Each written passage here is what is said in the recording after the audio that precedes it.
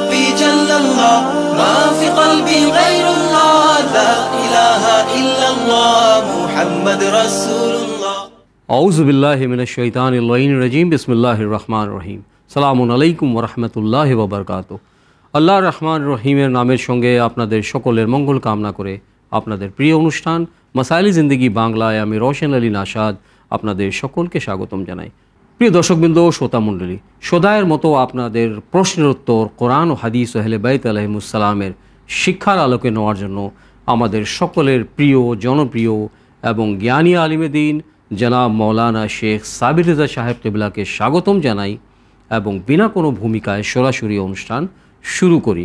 আজকের অনুষ্ঠানে সর্বপ্রথম আমি আপনাদের পাঠানো টেক্সট মেসেজ পড়ব, তারপরে অনুষ্ঠানের শেষের দিকে আপনাদের পাঠানো অডিও মেসেজ বা ভয়েস মেল প্লে করার চেষ্টা করব। সালামু আলাইকুম ওয়া রাহমাতুল্লাহি ওয়া বারাকাতুহু। মৌলানা সাহেব। ওয়ালাইকুম আসসালাম ওয়া রাহমাতুল্লাহি ওয়া বারাকাতুহু। আশা করি মৌলানা সাহেব আপনি সকল ভাই বোনের দর্শকবৃন্দদের দোয়ায় এবং আল্লাহর রহমতে আপনি সুস্থ এবং ভালো আছেন। আলহামদুলিল্লাহ, শুকরিল্লাহ। রওশন ভাই, আপনি কেমন আছেন? আলহামদুলিল্লাহ মৌলানা সাহেব, আপনার দোয়া আছে এবং আমার সকল দর্শকবৃন্দদেরও দোয়া আছে। ইসলামিক রেওয়ায়ত অনুযায়ী, তারিখ অনুযায়ী বিবি জাইনব সালামুল্লাহ আলাইহা, মৌলা আলী আলাইহিস সালামের দুটি কন্যা ছিলেন, জাইনবে কোবরা এবং জাইনবে সোগরা। তো হয়তো কিছু কারণবশত ইতিহাসে দুই মত বা অনেক মত হওয়ার জন্য আজকে যেটা ডেট, বিবি জাইনব সালামুল্লাহ আলাইহার শাহাদত দিবস। বিবি জাইনব সালামুল্লাহ আলাইহার একটা বহুত ইম্পর্টেন্ট রোল ছিল ইমাম হুসাইনের সঙ্গে কারবালার ময়দানে। জাযাকাল্লাহ, ঠিক বলেছেন। জি, কারবালার ঘটনা হওয়ার আগে আর কারবালার ঘটনার সময় এবং কারবালার ঘটনার পরেও ওনার যেটা অবদান আছে সেটা অতুলনীয়। জাযাকাল্লাহ। ওনার কি কি অবদান ছিল, কি কি ঘটনার সঙ্গে উনি জড়িত ছিলেন এবং শাহাদাতে ইমাম হুসাইন আলাইহিস সালামের পরে ওনার কি রোল ছিল, যেটা আমাদের জন্য জানা অতি প্রয়োজনীয়। আমি সর্বপ্রথম আপনাদের সকলকে, সমস্ত দর্শকবৃন্দদেরকে বিবি জাইনব সালামুল্লাহ আলাইহার ওয়াফাত বা শাহাদাত দিবস উপলক্ষে আন্তরিক সহানুভূতি ও সম্বেদনা জানাই এবং যুগের ইমামে মেহদী আলাইহিস সালামের খেদমতে তাজিয়াত পেশ করছি। রওশন ভাই, বিবি জাইনব সালামুল্লাহ আলাইহার যদি সংক্ষিপ্ত জীবনী আমি বলি তো উনি মাওলায়ে কায়নাত হযরত আলী ইবনে আবি তালিব এবং মা ফাতেমা জাহরা সালামুল্লাহ আলাইহার বড় কন্যা ছিলেন। জি জি। ইমামে হাসান ও ইমাম হুসাইন আলাইহিস সালামের বড় বোন ছিলেন। জি, দুই বোন, এক জাইনবে কোবরা, এক জাইনবে সোগরা, বিবি জাইনব আর জানাবে উম্মে কুলসুম যাকে আমরা বলে থাকি। আর ওনার জন্ম ইতিহাস হিসাবে লেখা হয়েছে 5 জামাদিউল আউয়াল এবং কিছু রওয়ায়াত হিসেবে 1 শাবান, 5 হিজরি বা 6 হিজরিতে। আর ওনার শাহাদাত দিবস লেখা হয়েছে আজকের দিন, 16 জিলহিজ্জা। জি। আবার অনেক রওয়ায়াতে 15 রজব লেখা হয়েছে। উনি অধিকাংশ নিজের মাতা পিতার সঙ্গে মদিনায় জীবনযাপন করেছিলেন। তারপরে যখন মাওলা আলী আলাইহিস সালাম নিজের দৌরে খেলাফতে কুফায় মাইগ্রেট করেছিলেন, আর ওনার লাকাব বা পদবী আকিলায় বানি হাশিম বলা হয়েছে, বানি হাশিমের সবচেয়ে বুদ্ধিজীবী নারী। এ বিষয়ে ইনশাআল্লাহ আলোচনা করব।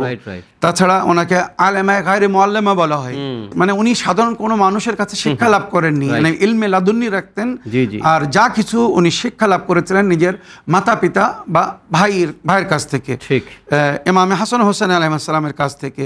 ওইরূপ ওনাকে কামেলা, ফাদেলা বা উম্মুল মাসায়েব বলা হয়। যত কষ্ট রওশন ভাই বিবি জাইনব সহন করেছিলেন, ইসলামিক জগতে কোনো নারী এত কষ্ট সহন করেননি। নিশ্চয় নিশ্চয়। নানা নবীর পর্দা নেওয়ার পরে ওনার মাতা পিতার সঙ্গে যে অন্যায় হয়েছিল, ওনার ঘরে যে আগুন লাগিয়ে দেওয়া হয়েছিল, তারও আই উইটনেস সাক্ষী ছিলেন। উনি নিজের চোখে নিজের বাড়িতে আগুন জ্বলতে উনি দেখেছিলেন। ওনার মায়ের সঙ্গে যে দুরাচার বা দুর্ব্যবহার হয়েছিল, ওনার মার উপরে যে জুলুম হয়েছিল, জ্বলন্ত দরজা ওনার মায়ের উপরে ফেলা হয়েছিল, যার কারণে গর্ভপাত হয়ে গিয়েছিল, জানাবে মহসিন শহীদ হয়ে গিয়েছিলেন।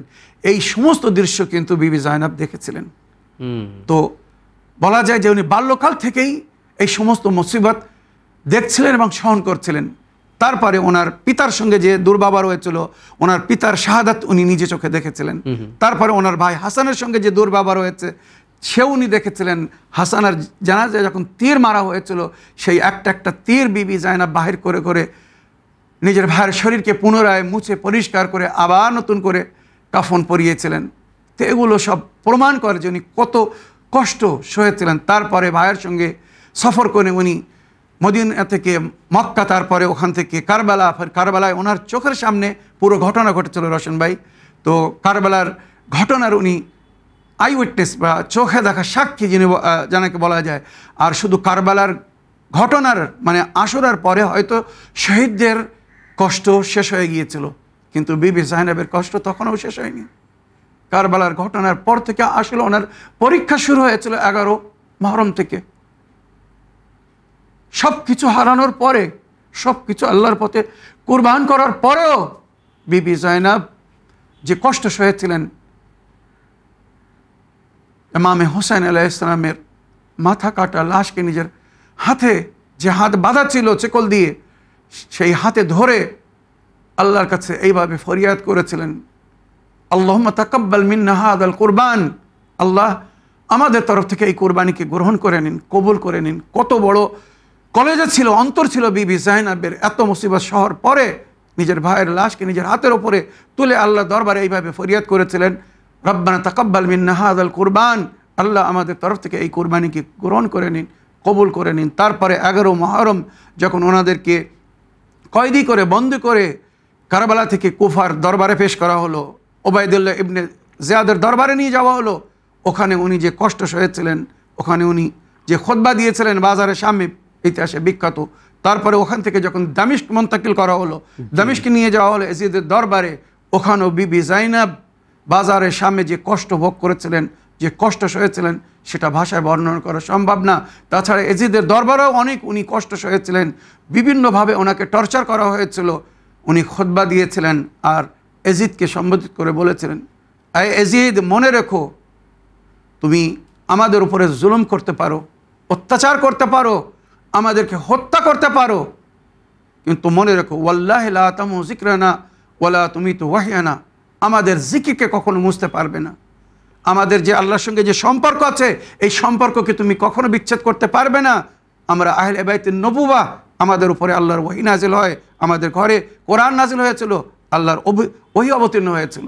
এইভাবে বিবি জাইনাব খুতবা দিয়েছিলেন আর ওই জালিম বাদশার দরবারে তার মুখের ওপরে বলেছিলেন, তোর দিন খুব সীমিত রয়ে গেছে, তুই ভাবছিস হোসাইনকে শহীদ করে আমার ভাইকে মেরে রাজত্ব করবি, সামান্য কয়েকদিন, তারপরে তোরও দিন শেষ হয়ে যাবে, তোকে কবরে যেতে হবে, পরকালে আল্লাহর দরবারে হাজির হতে হবে, হিসাব দিতে হবে।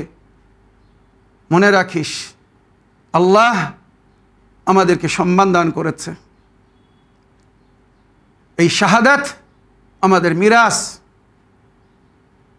ইমাম বা নবীরা সাধারণ মৃত্যুবরণ করেন না, তবে জালিম অত্যাচারী হত্যাকারী যারা ইমাম নবীদেরকে মেরেছে, তারা দুনিয়াও সাজা পেয়েছে, পরকালেও সাজা পাবে। এইভাবে বিবি জাইনাব বলেছিলেন। এবারে রওশন ভাই, আপনি যে বিশেষ একটি জিনিসের দিকে ইশারা করলেন, যে বিবি জাইনাব সালামুল্লাহ আলাইহার কী রোল বা ভূমিকা ছিল কারবালার ঘটনায় বা কারবালার ঘটনার মানে আশুরার পরে, এটা কিন্তু একটা বড় মহত্বপূর্ণ প্রশ্ন। আর এর উত্তরে আমি শুধু এতটুকু বলবো যে বিবি জাইনাব সালামুল্লাহ আলাইহা যদি না হতেন, তো কারবালার ঘটনা আর ইমাম হোসেন আলাইহিস সালামের শাহাদাতকেও হয়তো ওইভাবে ভুলিয়ে দেওয়া হতো, মুছে ফেলা হতো ইসলামিক ইতিহাস থেকে, যেমন গাদের খুমের ময়দানে ওনার পিতা হযরত আলী আলাইহিস সালামের ওলায়াতকে উম্মত ভুলিয়ে দিয়েছে। ঠিক তাই ইমাম রেজা আলাইহিস সালাম যিনি এই আজাদারি কায়েম করেছিলেন সুন্দরভাবে নিজের যুগে, উনি বলেছিলেন, বারবার উম্মতকে বলেছিলেন, অনুগামী অনুসারীদেরকে বলেছিলেন, আহলে বাইতের মান্যওয়ালাদেরকে বলেছিলেন, তোমরা জানো আজাদারি ছেড়ো না, মুহররম আসলে কারবালার শহীদদেরকে স্মরণ করবে, তাদের জন্য আজাদারি করবে, তাদের মিশনকে দুনিয়ার সামনে তুলে ধরবে, যাহাতে তারা যেভাবে আমার দাদা হজরত আলী আলাইহিস সালামের বেলায়েত বা গাদির খুমের ময়দানে ওনার যে খেলাফতের ঘোষণা করা হয়েছিল, নবী করিম সাল্লাল্লাহু আলাইহি ওয়াসাল্লাম নিজের জীবনে নিজের প্রতিনিধি বা উম্মতের অভিভাবক ওনাকে বানিয়েছিলেন, আফসোস ১০০ লক্ষ হাজিরা সেই ঘটনাকে ভুলিয়ে দিয়েছে। তাই ইমাম রেজা আলাইহিস সালাম বলেছেন, এই আজাদারিকে কায়েম রেখো, যাতে গাদির খুমের মতো কারবালাকে যেন উম্মত না ভুলতে পারে। তাই বিবি জাইনাব সালামুল্লাহ আলাইহা এই কারবালার ঘটনার পরে, আশুরার পরে যেখানে যেখানে গিয়েছিলেন আজাদারি করেছিলেন। আর এই আজাদারির মাধ্যমে নিজের ভাই ইমাম হোসেন আলাইহিস সালাম বা কারবালার শহীদদের মিশন দুনিয়ার কাছে পৌঁছে দিয়েছিলেন, যে কেন আমার ভাইকে শহীদ করা হয়েছে, বা আমার ভাই কেন কারবালায় শহীদ হয়েছিলেন, বা বাকি শহীদরা কী জন্য জীবনদান দিয়েছিলেন, তারা কেন উৎসর্গ হয়েছেন। ইমামে জাইনুল আবদিন আলাইহিস সালাম পুরুষদের মধ্যে কারবালার মাকসাদ বা উদ্দেশ্য বয়ান করতেন, আর নারীদের মধ্যে বিবি জাইনাব সেই জিনিসটাকে বর্ণনা করতেন, উল্লেখ করতেন। আপনি যে বলেন আজাদারি, এই আজাদারির মানে কি কি কথাটি, মানে তার অংশ, মানে আজাদারি কাকে বলে? জাযাকাল্লাহ, সুন্দর কথা বলেছেন রশন ভাই। আজাদারি অর্থাৎ কারোর জন্য শোক তাপ করা, এক নম্বর অর্থ। আজাদারি মানে কারোর দুঃখে দুঃখিত হওয়া, কারোর কষ্টকে স্মরণ করা, কারোর কুরবানিকে স্মরণ করা, এগুলোকে আজাদারি বলা হয়। আজাদারি আমরা কিভাবে করব? কিন্তু আমাদের যে এই আজাদারি কারবালার শহীদদের জন্য যখন আমরা আজাদারি করি, তো এদের এই আজাদারির বিশেষ কিছু অংশ আছে যেগুলোকে নিয়ে আমরা এইগুলো করে থাকি, আর একেই আজাদারি বলা হয়। এক নম্বর, মুহররম মাস আসলে, শাহাদাতের দিন যখন আসে, তখন আমরা কালো পোশাক পরিধান করি। কালো পোশাক এটা একটা দুঃখের পরিচয়, পুরো বিশ্বের একটা চিহ্ন, আপনারা জানেন। তাছাড়া আমরা ভালো পানাহার ছেড়ে দিই, মানে মানুষ যেমন দুঃখের সময় যা কিছু পায় খায়, ভালো মন্দ খেতে পছন্দ করেন, তো আমরা সাধারণ মানে খুব মানে সরল সাধারণ খাদ্য খাওয়ার চেষ্টা করি, যাতে লাগে বা মনে হয় যেন আমরা দুঃখের মধ্যে আছি, কষ্টের মধ্যে আছি।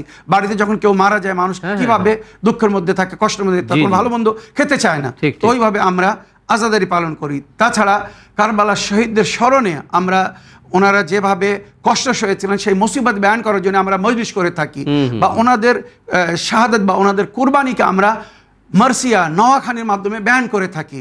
আর এর জন্য আমরা যেভাবে শোকতাপ করি সবাই আমরা জানি বা দেখছি, আপনারাও দেখছেন, মজলিস, মাতম, জুলুস, তাজিয়া, তাবুত, এই যেগুলো আমরা সবসময় কারবালায় গিয়ে ইমাম হুসাইন আলাইহিস সালামের জিয়ারত করতে সক্ষম না বলে ওনার রওজার একটা স্মৃতি তৈরি করি, যাকে তাজিয়া বলা হয়।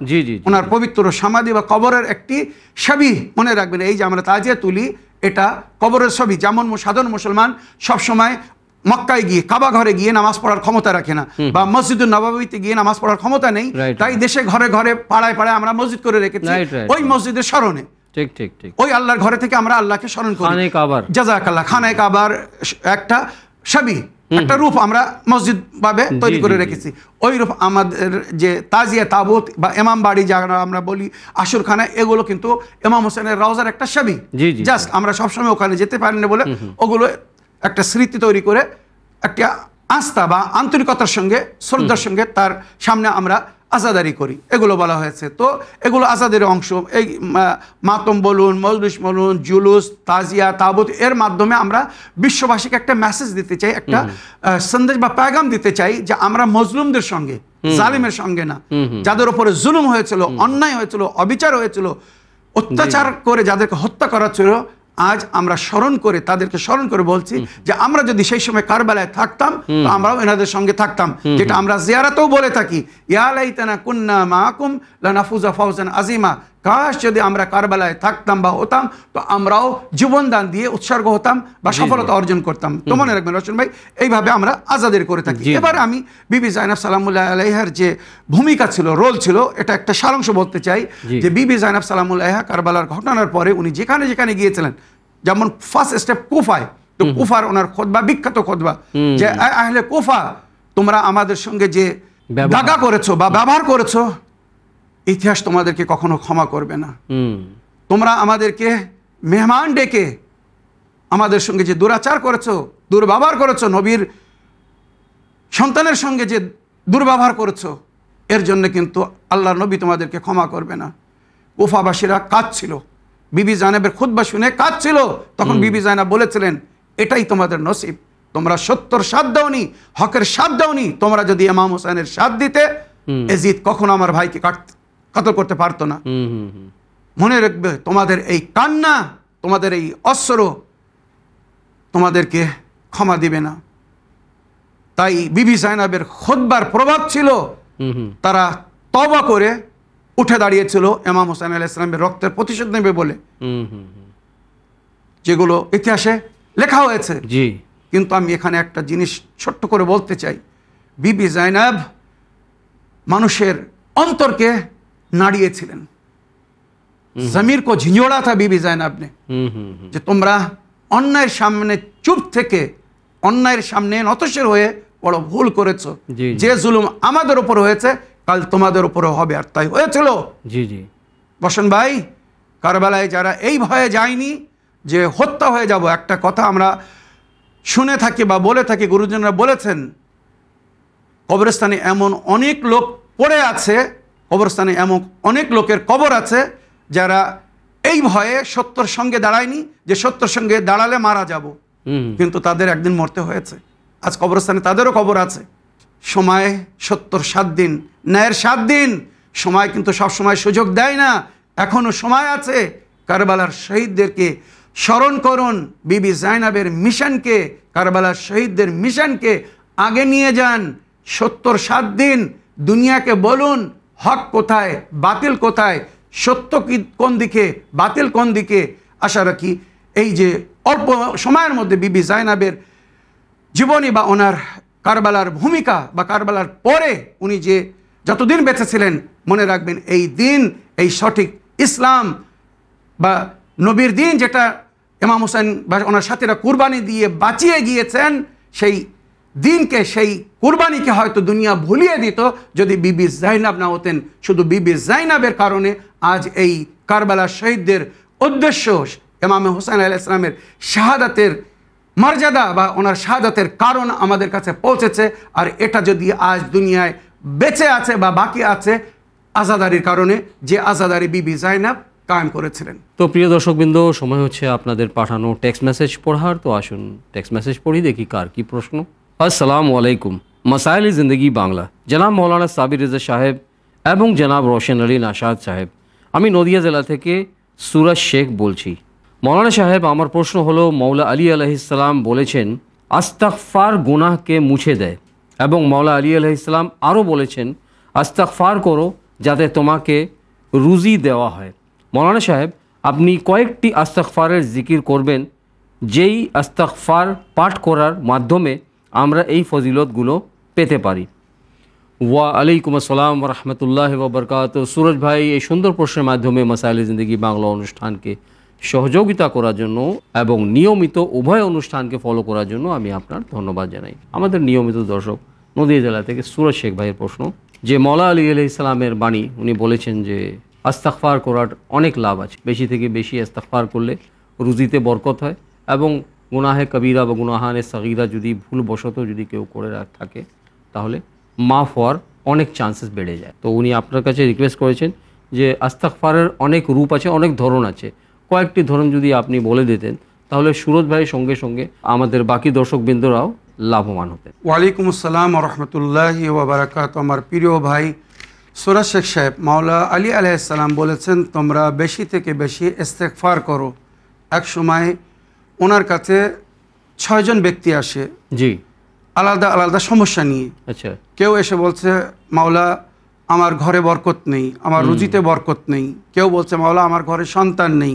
কেউ বলছে মাওলা আমাদের ওখানে নদী শুকিয়ে গেছে, পানি নেই, বৃষ্টিপাত হচ্ছে না, জমিতে চাষবাস হচ্ছে না। কেউ বলছে আমাদের বাগানে ফসলপাতি হচ্ছে না, মানে ফল লাগছে না। বিভিন্নভাবে সবাই সমস্যা বলছিল।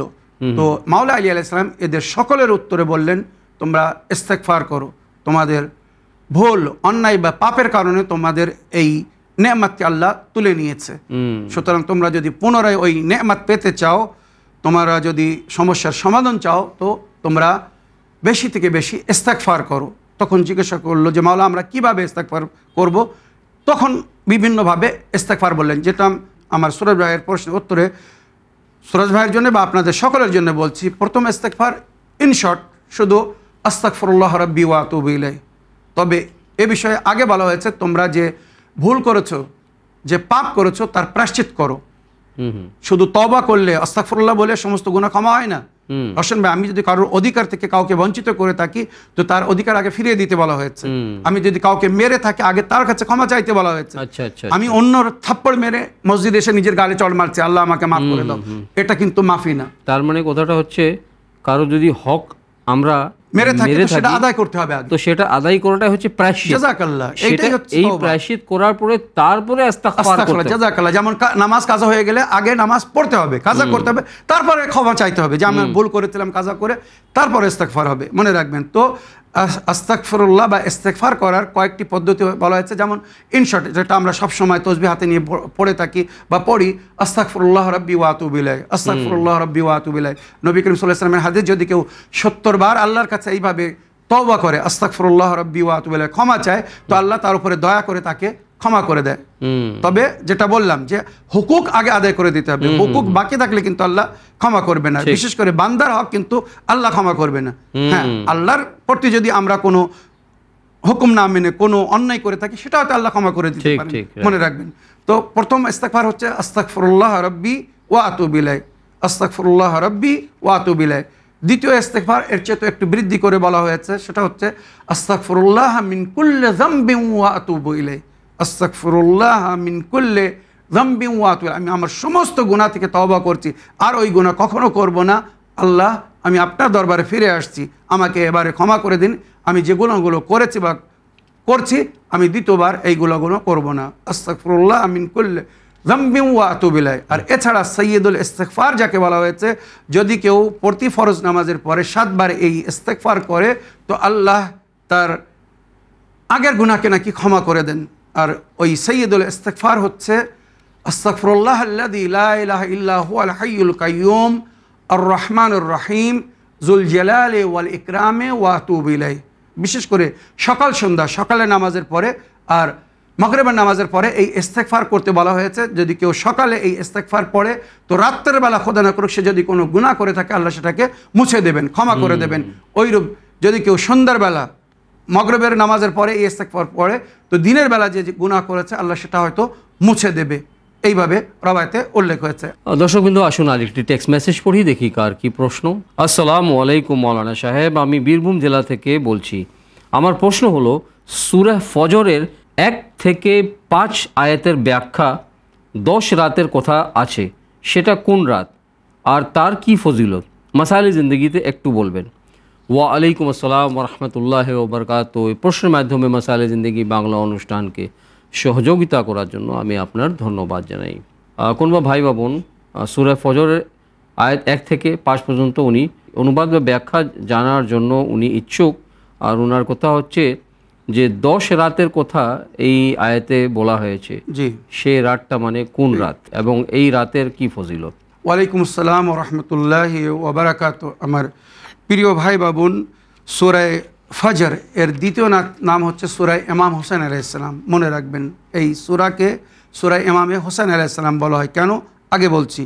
সূরা ফজর পবিত্র কোরআনে বর্তমান সূচি বা তালিকা হিসাবে 89 নম্বর সূরা, সূরা নম্বর 89, আর এটা 30 পারায়, আর অবতীর্ণ হিসাবে এটা 10 নম্বর সূরা। আর এই সূরাটি মক্কায় অবতীর্ণ হয়েছিল। এই সূরাকে সূরা ফজর কেন বলা হয়? কেননা এই ফজর শব্দ দিয়ে এই সূরাটি শুরু হয়েছে।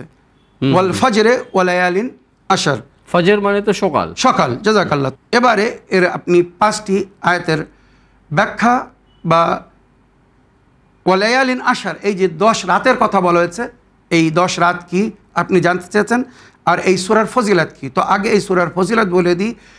রওয়ায়াতের মধ্যে যেটা উল্লেখ হয়েছে, যদি কেউ ফরজ নামাজ বা নফল নামাজে সূরা ফজর পড়ে তো সে হাসরে বা পরকালে ইমাম হোসেন আলাইহিস সালামের নিকটে স্থান পাবে এবং কারবালার শহীদদের যে সম্মানিত স্থান, সেই স্থান তাকে দান করা হবে। কারণ এই সূরাকে সূরা ফজর বলা হয়েছে। এর 27তম আয়াতে বলা হয়েছে শেষে, ইয়া আইয়ুহান নাফসুল মুতমাইন্না ইরজি ইলা রাব্বিকি রাদিয়াতাম মারদিয়া ফাদখুলি ফি ইবাদি ওয়াদখুলি জান্নাতি। এটা ছিল ইমাম হোসেন আলাইহিস সালামের জন্য ভবিষ্যবাণী। কারবালার ময়দানে শেষ সময় জিবরাইল আমিন এই আয়াত পড়ে ইমামে হুসাইন আলাইহিস সালামকে আল্লাহর দিকে আমন্ত্রণ জানিয়েছিলেন, ইয়া আইয়াতুহান নাফসুল মুতমাইন্না, আয় নাফসে মুতমাইন্না ইরজি ইলা রাব্বিকা রাদিয়াতাম মারদিয়া, নিজের প্রতিপালকের দিকে ফিরে আসুন এমন অবস্থায় যে আপনার প্রতিপালক আপনার থেকে রাজি, আপনি আপনার প্রতিপালক থেকে রাজি।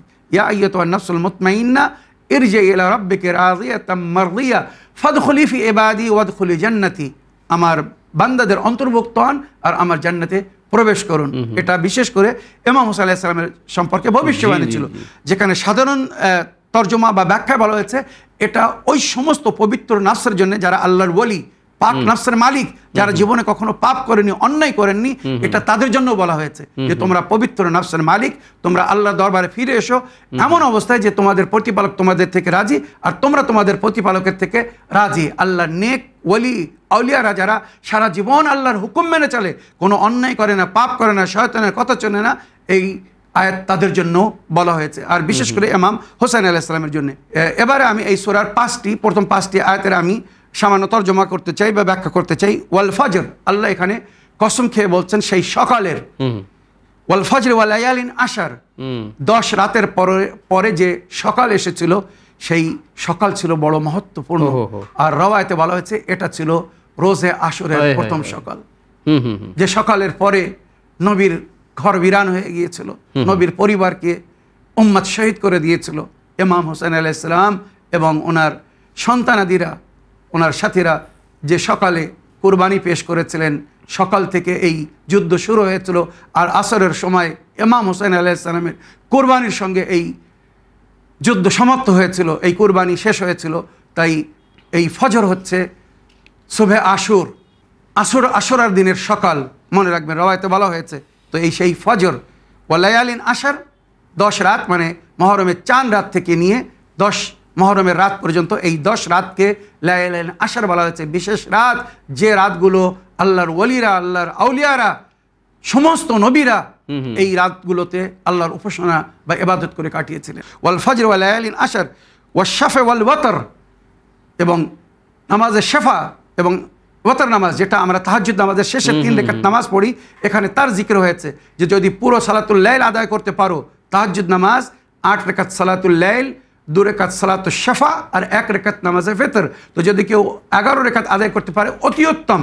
আর যদি কেউ 11 রাকাত আদায় করার সুযোগ না পায়, তো বলা হয়েছে কমস কম এশা নামাজের পরে, আফটার মিডনাইট টিল মর্নিং, মানে সকালের আজানের আগে এই 3 রাকাত নামাজ পড়ো। 2 রাকাত নামাজে শাফা ওয়া শাফা ওয়াল ওয়াতর, শাফা মানে জোড় আর ওয়াতর মানে সিঙ্গেল, বিজোড় মানে তাক বলা হয়। তো তোমরা শাফা পড়ো আর ওয়াতর পড়ো, এর মাধ্যমে মাকামে মাহমুদ অর্জন করো। নবী করিম সাল্লাল্লাহু আলাইহি ওয়াসাল্লাম এই তাহাজ্জুদ নামাজের মাধ্যমে সবচেয়ে সম্মানিত এবং উচ্চ স্থান অর্জন করেছিলেন, মাকাম মাহমুদা, যার জিকির কোরআনে হয়েছে, আসা আইয়াব আসাকা রব্বকা মাকামাম মাহমুদা। তাহাজ্জুদ নামাজ পড়ুন, আল্লাহর ওলিরা এই নামাজ কখনো ছাড়েননি। এই শাফা নামাজ এবং ওয়াতর নামাজের মাধ্যমে ওনারা উচ্চ স্থান অর্জন করেছিলেন। তাই আল্লাহর ওলিদের, আল্লাহর নেক বান্দাদেরকে বলা হয়েছে ওয়াশ শাফা ওয়াল ওয়াতর ওয়াল লাইলি ইযা ইয়াসার, রাত কেটে যাচ্ছে, রাত কেটে যাবে, তুমি উপাসনা করো আর না করো, রাত হবে এবং কেটে যাবে। তাই সারা রাত ঘুমিয়ে কেটো না, রাতের কিছু অংশ আল্লাহর জিকিরে কাটাও। নবী করিম সাল্লাল্লাহু আলাইহি ওয়াসাল্লাম রাতকে 3 ভাগে ভাগ করতেন। প্রথম ভাগে নামাজ পড়তেন মুমিনদের সঙ্গে, মাগরিব এশা নামাজ, ওয়াজ নসিহত করতেন, অনেক বিভিন্ন বিষয়ে খবর দিতেন। তারপরে বাড়ি গিয়ে কিছু সময় পরিবারের সঙ্গে কাটাতেন, রাতের একটা অংশ, যেটা বউদের হক, স্ত্রীদের হক, পরিবারের হক। তারপরে শেষ রাত্রে উঠে আল্লাহর উপাসনা শুরু করতেন, আল্লাহর ইবাদত শুরু করতেন। তো এটাই আমাদেরকে বলা হয়েছে হালফি যালিকা কসমুল লিজি হিজরিন, মনে রাখবেন এর মধ্যে কি বুদ্ধিজীবীদের জন্যে একটি সংকেত নেই, ইশারা নেই। জিল হিজর মানে বুদ্ধিজীবী, কসম যে খেয়েছেন আল্লাহ রাব্বুল আলামিন, এটাকে বুঝতে হবে যে কত গুরুত্বপূর্ণ সেই রাতগুলো যার আল্লাহ কসম খেয়েছেন, বা সেই সকাল কত গুরুত্বপূর্ণ ছিল আল্লাহর নজরে যার আল্লাহ কসম খেয়েছিলেন। তো রওয়ায়াতের মধ্যে উল্লেখ হয়েছে এই 10 রাত মানে মহরমের 4 রাত থেকে নিয়ে আশুরার রাত পর্যন্ত, এই 10 রাত, যার পরে আশুরার ভোর হয়েছিল, যে ভোরের আল্লাহ এখানে কসম খাচ্ছে। একটি রওয়ায়াত হিসেবে এটা বলা হয়েছে। দ্বিতীয় রওয়ায়াতে বলা হয়েছে না, এটা জিলহিজ মাসের 10 দিন, মানে প্রথম জিলিস থেকে 10 জিলিস পর্যন্ত প্রতি রাত্রে বিশেষ 2 রাকাত নামাজ পড়তে হয়। আল্লাহর উপাসনা যে নামাজ পড়লে হাজিদের হজের সওয়াব পাওয়া যায়, আর ওই নামাজ কিন্তু উম্মাতকে স্মরণ করিয়ে দেয় নবীর যুগ। নবী বলেছিলেন, যেমন মুসা নবী যখন পাহাড়ে গিয়েছিলেন, ওনার পিছনে ওনার ভাই জনাবে হারুনকে নিজের খলিফা, নিজের ওজির করে গিয়েছিলেন, আর বলে গিয়েছিলেন আমার পরে আমার কওমের খেয়াল রেখো, আর পথভ্রষ্টদেরকে যেন অনুসরণ করো না। নবী এই নামাজ কেন নিজের উম্মতকে পড়তে বলেছিলেন? ওই আয়াত পড়া হয় কিন্তু এই নামাজে, ওয়া'আদনা মুসা সালাতিনা লাইলাতাম, এই আয়াত পড়া হয়। নবী নিজের উম্মতকে স্মরণ করিয়ে দিতে চাচ্ছিলেন, যেমন মুসা নবী তুর পাহাড়ে যাওয়ার সময় নিজের দায়িত্ব নিজের ভাইকে দিয়ে গিয়েছিলেন, ওইরূপ আমি তবুকের যুদ্ধে যাচ্ছি 40 দিনের জন্য, আমার পিছনে আমি এই দায়িত্ব আমার ভাই আলীকে সমর্পণ করে যাচ্ছি, সুতরাং আলীর সঙ্গে থেকো, আলীর কথা মেনো, সামিরিদের কথা যেন মেনো না, যারা পথভ্রষ্ট করে দেবে তাদের কথা যেন মেনো না। তাই এই নামাজ মনে রাখবেন আহলে বাইতের অনুগামী অনুসারীরা পড়ে। তাই জিলহজ মাসের প্রথম রাত থেকে ঈদের রাত পর্যন্ত এই 10 রাতকে বলা হয়েছে, আর ওই সমস্ত রাত্রে আল্লাহর বিশেষ উপাসনা বা ইবাদত করতে বলা হয়েছে। আর তৃতীয় রওয়ায়াত এ বিষয়ে বলা হয়েছে রমজান মাসের শেষ 10টি রাত, মানে যার মধ্যে লাইলাতুল কদর আসে। মনে রাখবেন 21 রমজানের রাত থেকে নিয়ে 30 রমজানের বা ঈদের রাত পর্যন্ত এই 10 রাতকেও লায়ালিয়ান আশার বলা হয়েছে। আর এই সমস্ত রাত্রে আল্লাহর উপাসনা বা ইবাদতের মধ্যে কাটাতে বলা হয়েছে। যেমন বলা হয়েছে তোমরা রমজান মাসের শেষ আশারায় শবে কদর তালাশ করো, মানে প্রতি বিজোর রাত্রে শবে কদরের আমল করো। তো এই জন্যে এই সমস্ত রাতকে গুরুত্বপূর্ণ বলা হয়েছে বা গুরুত্ব দেওয়া হয়েছে। বিশেষ করে মহরমের প্রথম চাঁদ রাত থেকে নিয়ে আশুরার রাত পর্যন্ত, আর আশুরার ভোরকে ফজর বলা হয়েছে। আর ওইরূপ এখানে রমজান মাসের 21 রমজানের রাত থেকে নিয়ে 30 রমজান মানে ঈদের রাত পর্যন্ত।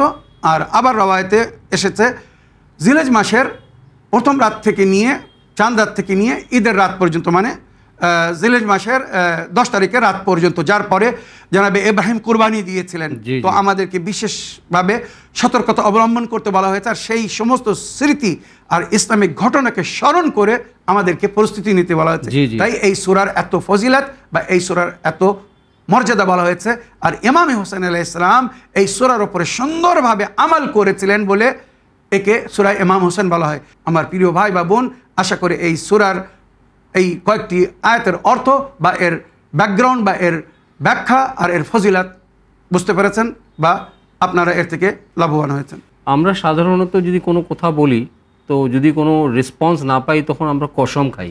জি, কসম খাওয়ার জন্য সামনে আলা হয়তো বাধ্য হয় কথা বিশ্বাস করার জন্য। জি, আল্লাহ রাব্বুল আলামিন যিনি নাকি সম্পূর্ণ জগতের সম্পূর্ণ কায়নাতের মালিক, উনি যখন কসম খেয়েছেন তো ওটাকে ভাবতে হবে যে কত ইম্পর্টেন্ট, গুরুত্বপূর্ণ। জাযাকাল্লাহ। মানে উনি সাধারণ কথা হলে উনি কসম খেতেন না, আল্লাহ যখন কসম খেয়েছেন তার মানে এর মধ্যে বড় রহস্য আছে, রাজ আছে অনেক। ওয়ালায়ালিন আশরের 10টি রাতের কথা যে বলেছেন, আপনি যদি বলেন জিলহজ মাসের কথা, ওই 10টি রাতের জিলহজ মাসের কথাও যদি বলেন, তো ইসমাইল আলাইহিস সালামের কুরবানি, ইসমাইল আলাইহিস সালামের কুরবানির থেকে অনেক বড়, যেটার জন্য ইমামত ওনার বংশে দেওয়া হয়েছিল ইশারা ইমাম হুসাইনের দিকে। ফিদাইনা হবে জিবিন আজিম কে ইমাম হুসাইন, জানাবে ইসমাইলের পরিবর্তে আল্লাহ দুম্বা পাঠিয়েছিলেন, আর ওখানে বলেছিলেন ওয়া ফাদাইনা হবে জিবিন আজিম, মানে ইসমাইলের কুরবানিকে একটি বড় কুরবানিতে পরিবর্তন করে দিয়েছি।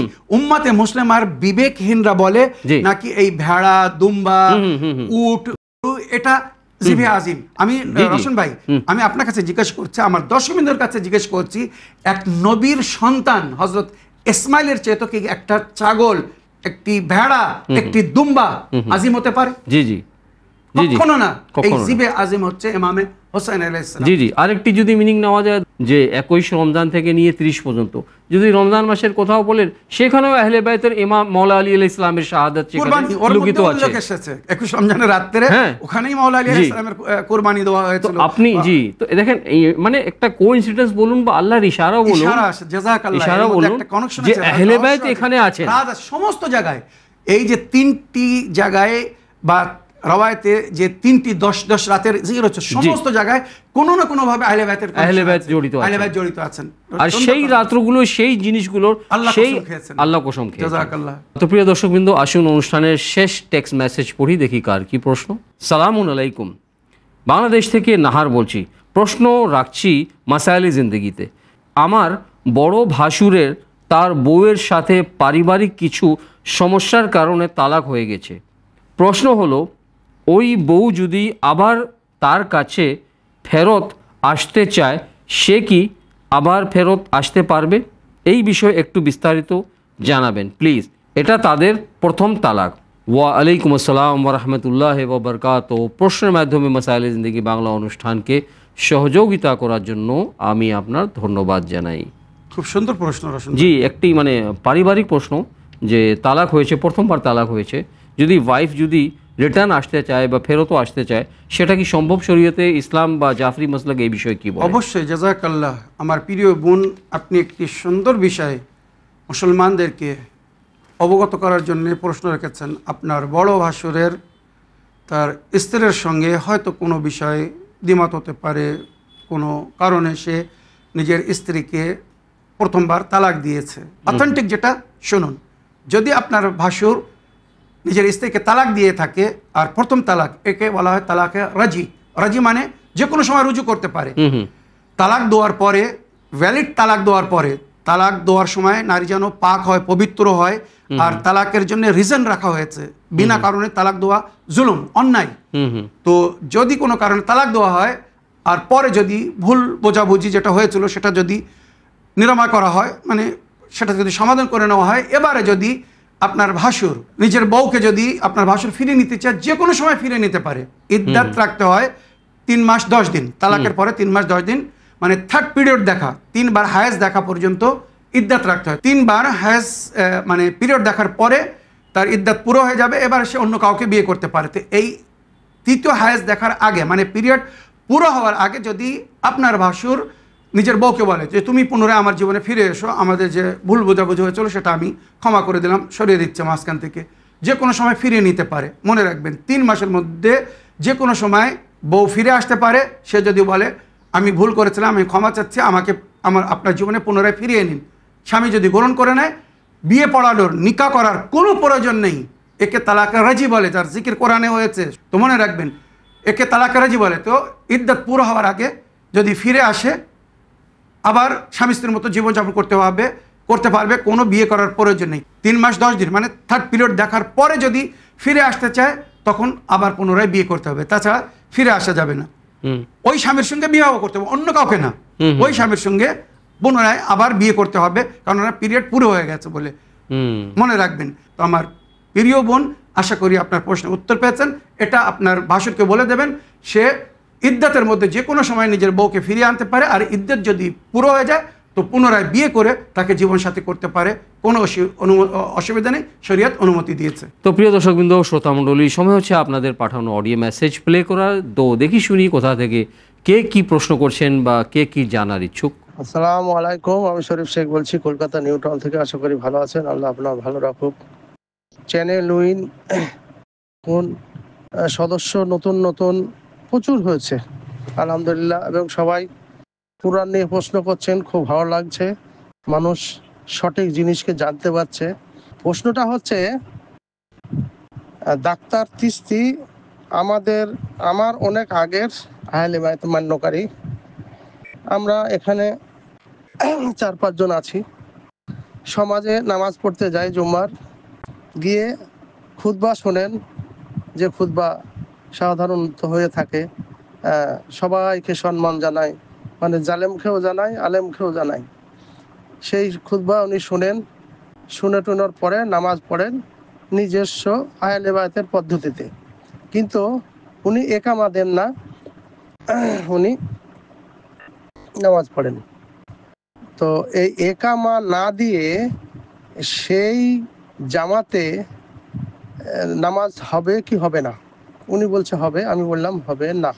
হ্যাঁ, আমরা চ্যানেল উইন দেখে যা শিখেছি, তাতে তাদের একামার উপরে তো আপনি চলে গেলেন, আপনার পদ্ধতি রইল কোথায়? তো উনি বললেন আমাকে জেনে বলবেন, তাই আমি প্রশ্নটা পাঠালাম। যারা এখনো আহলে বায়াতের মান্যকারী, কিন্তু অনেক অনুষ্ঠান করে বেড়াচ্ছেন, কিন্তু অথচ অনেক নিয়মকানুন দেখছি তিনাদের মধ্যে ভুল আছে না আমরা ভুল বলছি। এই সম্বন্ধে আলোচনা করার জন্য মাসাইলে জিন্দেগিতে অনুরোধ রইল, উভয়কে জিজ্ঞাসা করে এটা সঠিকটা কি জানাবার জন্য অনুরোধ রইল। আসসালামু আলাইকুম রহমতুল্লাহ বারকাতুহু। ওয়ালাইকুম আসসালাম ওরহমতুল্লাহ ওবরকাত। প্রিয় শরীফ ভাই, এই সুন্দর প্রশ্নের মাধ্যমে মাসাইল জিন্দেগি বাংলা অনুষ্ঠানকে সহযোগিতা করার জন্য আমি আপনার অন্তর থেকে ধন্যবাদ জানাই। মৌলানা সাহেব, আমাদের নিয়মিত দর্শক প্রশ্ন হচ্ছে যে কি আকামত ছাড়া কি নামাজ পড়া যাবে? শরীয়তে ইসলাম বা জাফরি মুসলাক এই বিষয়ে কি বলে? ওয়ালাইকুম আসসালাম রহমতুল্লাহি ওবরাকাত। আমার প্রিয় শরীফ ভাই, আপনি জানার সম্পর্কে বললেন। দেখুন, শরিয়াতে ইসলামে কিছু জিনিসকে মুকাদ্দেমাতে নামাজ বলা হয়েছে, নামাজের আগে সেগুলো করতে বলা হয়েছে। এই মুকাদ্দেমাতে নামাজের মধ্যে কিছু আছে ফরজ, যেমন অজু না করলে নামাজ হবে না, জি, তার অর্জন করতে হবে। পোশাক পরিষ্কার বা পাক হতে হবে, যে জায়গায় নামাজ পড়ছেন সে জায়গা যেন বৈধ, হালাল বা মোবাহ হয়, এগুলো সব ফরজ। কেবলার দিকে মুখ করে নামাজ পড়তে হবে, এগুলো ফরজ, এগুলো ছেড়ে দিলে হবে না। নামাজের সময় হতে হবে, নামাজের সময় না হলে নামাজ হবে না, ইত্যাদি ইত্যাদি। তবে কিছু জিনিস আছে সেগুলো মুস্তাহাব বা সুন্নতে মুআক্কাদা যাকে বলা হয়, যেমন আজান বা ইকামত। বিশেষ করে যখন জামাতে নামাজ হয় তখন আজান দিয়ে সকলকে আমন্ত্রণ জানানো হয়, ডাকা হয়। এটা নামাজের দিকে আমন্ত্রণ জানানো। আজান মানে নামাজের জন্য ডাকা, বা মানুষ যাতে আজান শুনে প্রস্তুত হয় নামাজের জন্য, আল্লাহর ঘরের দিকে ছুটে আসে, হাই আলাস সালাহ, তোমরা নামাজের দিকে ছুটে আসো। আর জামাতে যখন নামাজ হয় তো আজানের পরে যখন পাবলিক মসজিদে বা যেখানে নামাজ হচ্ছে একত্রিত হয়ে যায়, তো ইমামে জামাত মানে যিনি নামাজ পড়ান, ইমাম সাহেব, উনি একামাত দিয়ে নামাজ কায়েম করেন যে এবার আমরা নামাজ শুরু করতে যাচ্ছি। তো এটা মনে রাখবেন, মুকাদ্দামাতে নামাজ। তো এগুলো জামাতের জন্যে সুন্নতে মুআক্কাদা বা ফরাদে যদি কেউ নামাজ পড়ে তার জন্য এটাকে সুন্নত বলা হয়েছে, এটা ওয়াজিব না।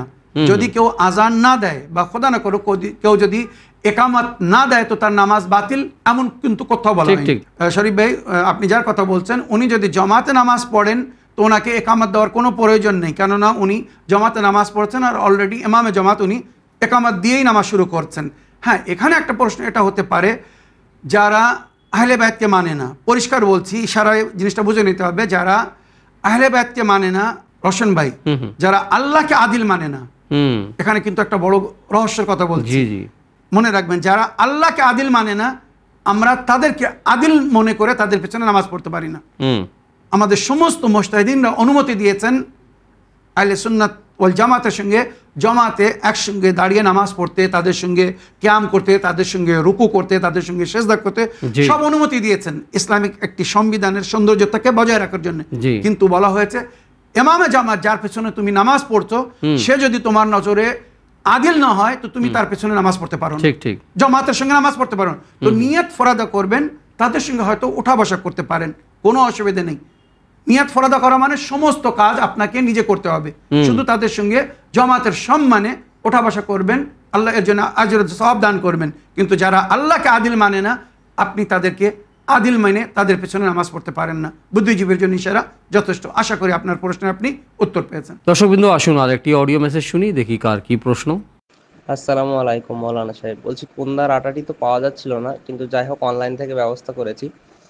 বলছি দুধের সাথে তো খাচ্ছি, গরম দুধের সাথে, কিন্তু ওটা তো দুধের সাথে মিশছে না, ওটা মানে দুধটা একটু ফ্লেভার আসছে, গন্ধটা আসছে দুধে। তো এই কদিন শুধু দুধটাই খেয়েছি, ওগুলো বাদ দিয়ে দিচ্ছি। তা ওগুলো কি ওইভাবেই খাবো না গুঁড়ো করে কোনোভাবে মিশিয়ে সম্পূর্ণটা খেয়ে নিতে হবে, একটু জানাবেন। মাসাইলের জিন্দেগিতে শুনতে চাই। ওয়ালাইকুম আসসালাম ওরহমতুল্লাহ ওবরকাত। প্রিয় ভাই, প্রশ্নের মাধ্যমে মাসাইলের জিন্দেগি বাংলা অনুষ্ঠানকে সহযোগিতা করার জন্য আমি আপনার ধন্যবাদ জানাই। ওয়ালাইকুম আসসালাম রহমতুল্লাহি ওয়া বারাকাতু। আমার প্রিয় ভাই, আপনি আসল জিনিসকে বাদ দিয়ে দিচ্ছেন। আসল কুন্দরের আঠা ওটাই খেতে হবে, ওটাই হাড় মজবুত করবে এবং হাড়ের গ্যাপকে পুরো করে দেবে। দুধের সঙ্গে অনেক সময় বয়েল করুন, বয়েল করলে ওটা নরম হয়ে যাবে, আর তারপরেও যদি নরম না হয় ওটাকে গুঁড়ো করে পাউডার করে তারপরে দুধের সঙ্গে ওটাকে বয়েল করুন, ওইটাই আসল খেতে হবে। যদি ওইটাই আপনি বাদ দিয়ে দেন তো কী লাভ করছেন? দুধের সঙ্গে ওই কুন্দর আঠাকে বয়েল করে নরম করে ওটাকে চিবিয়ে খেতে হবে। এমনি সাধারণতম মানুষ ওটা চিবিয়ে খায়, আমি যেটা দেখেছি অনেক সময় আমরাও চিবিয়ে খাই। এটা চিবিয়ে খেতে থাকলে ওই যে রস পেটের মধ্যে যায়, এটাকে অনেক উপকারী বলা হয়েছে, বিশেষ করে ব্রেন শক্তি বিরাট বৃদ্ধি পায়। নবী করিম সাল্লাল্লাহু আলাইহি ওয়াসাল্লাম এটাকে অনেকভাবে ব্যবহার করতে বলেছেন, সাহাবাদেরকে বলেছিলেন। তো কুন্দর আটার অনেক ফজিলত, তো ওই দুধের সঙ্গে বয়েল করে ওটাকে সঙ্গে সঙ্গে মানে চিবিয়ে খেয়ে নেবেন। আর যদি চিবিয়ে না খেতে পারেন তো ওটাকে পাউডার করে নিন, আগে গুঁড়ো করে পাউডার করে নিন, দুধের সঙ্গে মিক্স করে পান করে নিন। ইনশাল্লাহ খুব শীঘ্র হাড় মজবুত হয়ে যাবে আর হাড়ের যে গ্যাপ হয়ে গিয়েছিল ওই গ্যাপ ভরে যাবে। দর্শকবৃন্দ, আসুন আরেকটি অডিও মেসেজ বা ভয়েসমেল শুনি, দেখি কার কি প্রশ্ন।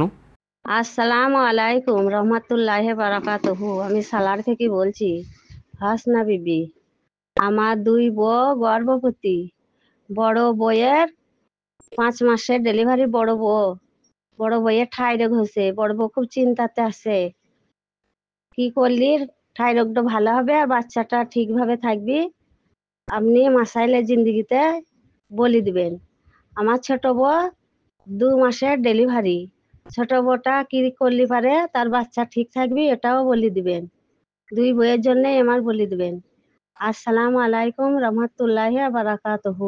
ওয়ালাইকুম আসসালাম ওরহমতুল্লাহ ওবরকাত। মাসাইলে জিন্দেগি বাংলা অনুষ্ঠানকে পছন্দ করার জন্য এবং প্রশ্নের মাধ্যমে এই অনুষ্ঠানকে সহযোগিতা করার জন্য আমি আপনার ধন্যবাদ জানাই। থাইরয়েডের সম্মুখীন হচ্ছেন গর্ভবতী মহিলারা, এটার কি উপায় আছে? ওয়ালাইকুম আসসালাম রহমতুল্লাহ বারাকাত। আমার প্রিয় খালামা বা আপা, আমি এর আগে ইসলাম ইন বাংলা অনুষ্ঠানে প্লাস আজ থেকে মনে হয় কয়েক এপিসোড আগে মাসাইলে জিন্দেগি বাংলা অনুষ্ঠানেও আপনার এই প্রশ্নের উত্তর দিয়েছি। এর জন্য উপায় বলেছে, আপনার উপায় বৌমার জন্যে, বড় বৌমার জন্য বলেছিলাম যাকে থাইরয়েড হয়েছে।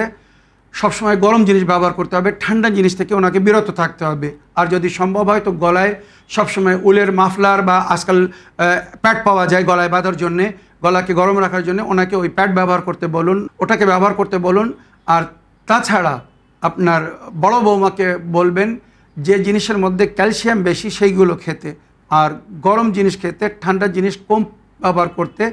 আর একটা কাঢ়া তৈরি করে নিতে হবে, কাঁচা হলুদ এবং কাঁচা আদা বয়েল করে ওর সঙ্গে সামান্য লেবুর রস আর মধু মিক্স করে ওটা পান করতে হবে। সকাল সন্ধ্যা পান করলে আস্তে আস্তে ইনশাআল্লাহ ওই থাইরয়েড থেকে উনি মুক্তি পাবেন। তাছাড়া আমি বলেছিলাম আয়াতুশ শেফা বা 7 সালাম, এটা জাফরানের পানি দিয়ে লিখে ধুয়ে যদি পান করা হয় তো থাইরয়েড রোগ থেকে উনি মুক্তি পাবেন। এবারে আপনার উভয় বৌমার জন্য বলছি, যতদিন বাচ্চা প্রস্রাব না হয়ে যাচ্ছে উভয়কে বলবেন সূরা মারিয়াম পড়তে, আর নিজের ডান বাজুতে বা বাম বাজুতে দোয়ায়ে তাজ পড়তে বলবেন। দোয়ায়ে তাজ পড়লে খুব শান্তিপূর্ণভাবে বাচ্চা জন্মগ্রহণ করে, প্রসব হয়। আর জন্মগ্রহণের সঙ্গে সঙ্গে ওটাকে খুলে রেখে দেবেন, নাজিস অবস্থায় ওটা যেন কাছে না রাখে। দর্শকবৃন্দ, আসুন আর একটি ভয়েসমেল শুনি, দেখি কোথা থেকে কে কি জানার ইচ্ছুক। আসসালামু আলাইকুম ওয়া রাহমাতুল্লাহি ওয়া বারাকাতুহু। আমি হাওড়ার সোনাতলা থেকে শেখ রুকিয়া বেগম বলছি। মাওলানা সাহেব, আপনাকে আমার ঈদের শুভেচ্ছা ও মুবারকবাদ রইল। আমার রওশন আলী ভাইজানকেও ঈদের শুভেচ্ছা ও মুবারকবাদ রইল। মাওলানা সাহেব, আমাদের দশম নবী নূহ আলাইহিস সালাম যে কিস্তি বা নৌকা বানিয়েছিলেন সেটি নাকি 300 হাত লম্বা, 50 হাত চওড়া ও 20 হাত উঁচু ছিল। তো এই নৌকার বিষয়ে একটু বিস্তারিত আলোচনা করবেন। আর এই কিস্তিতে ওনার পরিবারের সকলেই উঠেছিল, উঠেননি কেবল ওনার ছেলে কেনান। তো ওই কেনানের শেষ পরিণতি কি হয়েছিল একটু বলবেন। আমার এটা আপনার কাছে অনুরোধ রইল। আসসালামু আলাইকুম ওয়া রাহমাতুল্লাহি ওয়া বারাকাতুহু। আপনারা দুজনেই ভালো থাকুন, সুস্থ থাকুন, আমিন ইয়া রাব্বুল আলামিন। ওয়ালাইকুম আসসালাম ওরহমতুল্লাহ ওবরকাত। প্রিয় আপা, সুন্দর প্রশ্নের মাধ্যমে মাসাইলে জিন্দেগি বাংলা অনুষ্ঠানকে সহযোগিতা করার জন্য এবং আপনারা সকলে আমাদের উভয়কে দোয়ায় স্মরণে রাখার জন্য অন্তর থেকে আমি ধন্যবাদ জানাই।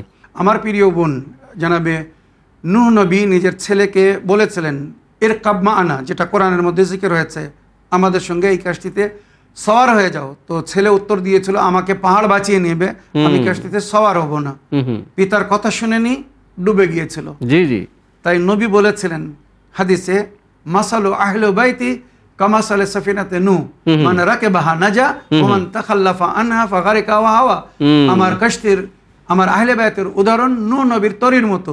যে তরিতে সওয়ার হয়েছিল সেই নেজাত পেয়েছিল, যে তরিতে সওয়ার হয়নি সে ডুবে গিয়েছিল। তো এই আহলে বাইতকে যে মেনে চলবে সেই নেজাত পাবে, আর আহলে বাইতকে যে ছেড়ে দেবে সে ডুবে যাবে। দর্শকবৃন্দ, আসুন আরেকটি অডিও মেসেজ শুনি, দেখি কার কি প্রশ্ন। আসসালামু আলাইকুম মৌলানা সাহেব, আমি সালার থেকে বলছি, নাম বললাম না। আমার বড় ছেলে 27 বছর বয়স, সে আমার সাথে পয়সা পয়সা করি টাকার জন্য ঝামেলা করি আমাকে মারতে এসেছিল। আমি রাগে না থাকতে পেরে তার পয়সা খাবার হারাম করে দিয়েছি। মৌলানা সাহেব, এটা কি করে হালাল হবে একটু বলে দিবেন, আর আমার ভুল হয়ে থাকলে আল্লাহর কাছে দোয়া করে দিবেন যেন আল্লাহ আমাকে ক্ষমা করে দেয়। আমি আপনার এই ছিলেন আজ 10 বছর থেকে দেখছি, আমি জানি হারাম করতে নাই গো, তবু আমি রাগে যাই হোক বলে ফেলালছি, হারাম করে ফেলালছি। আমার বড় ছেলের বয়স 27 বছর, পয়সা করির জন্য ঝামেলা করে যাই হোক আমি ভুল করে ফেলালছি। আপনি এই হারামটা কি করে হালাল হবে বলে দিবেন, শুক্রবারই মাসাইলে জিন্দিগিতে বলে দিবেন। আসসালামু আলাইকুম রহমতুল্লাহি বারাকাতুহু, আমি সালার থেকে বলছি। ওয়া আলাইকুম আসসালাম রহমতুল্লাহ ওবরকাত। প্রিয় আপা, দোয়ায় স্মরণে রাখার জন্য এবং অনুষ্ঠান মাসাইল জিন্দেগি বাংলাকে আপনার প্রশ্নের মাধ্যমে সহযোগিতা করার জন্য আমি আপনার ধন্যবাদ জানাই। তো মানে প্রশ্নটা হচ্ছে, ওনার যে ছেলের উপরে রাগ করে উনি মানে ওনার যত জিনিস ব্যবহার করার জন্য উনি হারাম করে দিচ্ছেন। তো ইনি জানার ইচ্ছুক যে এই হারামটা কি আসলে হারাম হয়েছে, যদি হারাম হয়েছে তো সেটাকে হালাল কিভাবে করা যাবে। ওয়ালাইকুম আসসালাম রহমতুল্লাহি ওয়া বারাকাতুহু। আমার প্রিয় আপা বা খালামা, আমি আপনাকে এতটুকু বলতে চাই, যে সন্তান নিজের মাকে মারতে যায় বা মাকে মারতে চায় বা হাত তোলে, ওই সন্তান আল্লাহর নজরে তেজ্য পুত্র গণ্য হয়ে যায়। সে আর কোনো অধিকার রাখে না, নিজের অধিকার হারিয়ে ফেলে। তবু আপনি মারা অনেক সময় সন্তানকে ক্ষমা করে দেয়। তো আপনি রাগ করে তার উপরে যে জিনিসগুলো হারাম করে দিয়েছিলেন আপনি আবার রাজি হয়ে যান। আপনি যদি তাকে ক্ষমা করে দেন আর যদি বলেন যে আমি যা তোর উপরে হারাম করে দিয়েছিলাম আমি তোকে ক্ষমা করে দিয়েছি, আবার সেগুলো তার জন্যে বৈধ হয়ে যাবে, তুই সব জিনিস ব্যবহার করতে পারবি। আপনার বলাই যথেষ্ট, কারণ এটা এলাই সংবিধান নয়, এটা আপনার দোয়া সংবিধান। মানে আপনি তার জন্যে হারাম করেছিলেন। রশন ভাই, যেমন আমি যদি বলি রশন ভাই আপনার জন্য এই জিনিসটা ব্যবহার করা জায়েজ হবে না, তো আপনি এটাকে ব্যবহার করতে পারবেন না আমার অনুমতি ছাড়া। এবার আমি যদি বলি কিছুদিন পরে আপনি এটাকে ব্যবহার করতে পারেন, তো আপনার জন্য এটা ব্যবহার করা জায়েজ হয়ে যাবে। তো ওইরূপ আমার প্রিয় খালামা বা আপা, যদি আপনি আপনার ছেলেকে অনুমতি দেন, তাকে যদি ক্ষমা করে দেন, তো সে জিনিস ব্যবহার করতে পারবে, কোনো অসুবিধা নেই। আশা করি এই যে সহজ উপায় বললাম এটাকে উপয়োগ করবেন। দর্শকবৃন্দর, সময় হচ্ছে অনুষ্ঠানের শেষ প্রশ্ন প্লে করা। তো দেখি শুনি কার কি প্রশ্ন বা কোথা থেকে কে কি জানার ইচ্ছুক। আসসালামু আলাইকুম ভাইজান, পূর্ব বর্ধমান থেকে বলছি খায়রুন্নেসা। আপনারা ভালো থাকবেন, সুস্থ থাকবেন, আল্লাহ রাব্বুল আলামিন আপনাদেরকে ভালো রাখুক। আমি মাসালে জিন্দিগিতে প্রশ্ন রাখছি। আমার সাবির ভাই, আমার রোশন আলী নওশাদ ভাই, আল্লাহর রহমত ভালো থাকুক। আমার দুই ভাই যখন কথা বলে খুব ভালো লাগে। কোনো ভাই বা বোনের যদি প্রশ্ন একটু বলতে বাকি থাকে, আমার রোশন আলী ভাই আমার সাবির ভাইকে তুলে ধরেন, জিজ্ঞেস করেন, বলেন, খুব ভালো লাগে, এত শান্তি পাই। এটা কাউকে বোঝানো, শেয়ার করা মনে হয় যেন পারি না। ভাইজান, আমার একটি প্রশ্ন রাখছি। ভাইজান, আমি জোহর আসরের নামাজ পড়তে টাইম পাইনি। সেই নামাজ আমি আমাদের এইখানে মাগরিবের আজান 6:25 দেয়, আর আমি ওই নামাজ পড়লে 6টায় পড়তে লেগেছি, আমার 6:03 শেষ হয়েছে। তা এই নামাজ আমার ঠিক হয়েছে পড়া না হয় নাই, না আমাকে কাজা পড়তে হবে, আমাকে একটু বলবেন। আসসালামু আলাইকুম রহমতুল্লাহি ওয়া বারাকাতুহু। ওয়ালাইকুম আসসালাম রহমতুল্লাহ বরকাত। প্রিয় আপা, অনুষ্ঠান মাসাইল জিন্দেগি বাংলাকে পছন্দ করার জন্য, আমাদের উভয়কে দোয়ায় স্মরণে রাখার জন্য এবং প্রশ্নের মাধ্যমে মাসাইল জিন্দেগি বাংলা অনুষ্ঠানকে সহযোগিতা করার জন্য, সঙ্গে নিয়মিত উভয় অনুষ্ঠানকে ফলো করার জন্য আমি আপনার ধন্যবাদ জানাই এবং আপনার সঙ্গে সঙ্গে আমাদের সকল দর্শকবৃন্দদেরকেও ধন্যবাদ জানাই। ওয়ালাইকুম আসসালাম রহমতুল্লাহি ওয়া বারাকাতুহু। আমার প্রিয় বোন, আপনি সূর্য অস্তে যাওয়ার আগে যদি ওই নামাজটা পড়ে থাকেন তো আপনাকে কাজা করার কোনো প্রয়োজন নেই। মনে রাখবেন, সূর্য অস্তে যাওয়ার অনেক পরে আজান হয়। মাগরিব এশার যে আজান হয় ওটা সূর্য অস্তে যাওয়ার কমসে কম 9 থেকে 10 মিনিট পরে, আর আপনি যেটা বলছেন 25 মিনিট আগে আপনি নামাজ শুরু করেছিলেন, তার মানে তখন সূর্য অস্তে যায়নি। তো যদি উভয় নামাজ আপনি সূর্য অস্তে যাওয়ার আগে শেষ করে থাকেন, আপনার নামাজ সঠিক হয়েছে, কাজা পড়ার কোনো প্রয়োজন নেই। হ্যাঁ, যদি সূর্য অস্তে যাওয়ার পরে আপনি নামাজটা পড়ে থাকেন, এখনও হয়তো আজান হয়নি কিন্তু সূর্য অস্ত চলে গেছে, আপনি তারপরে যদি নামাজ পড়ে থাকেন তো ওটা আপনাকে কাজা পড়তে হবে।